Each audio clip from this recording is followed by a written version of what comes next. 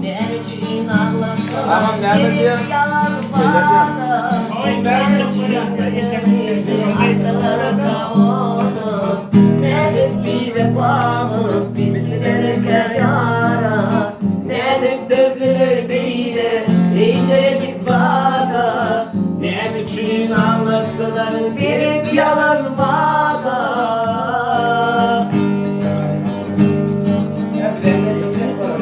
İndi ol gözlerinin bütün ömrü faya. Hiç aslındığın gelmez o sözde yara. Ya da sizi gördüğümüzde sormaydı sada. İyi de söyleyen oğlanı gittiler yara.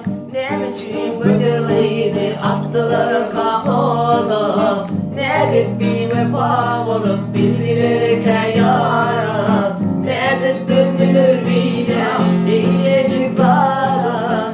Ne biçim anlattılar bir yalan vada. Ne düşün bedeliydi attılar kahoda.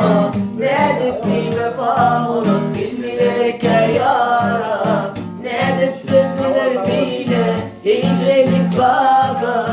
Ne biçim anlattılar bir yalan vada.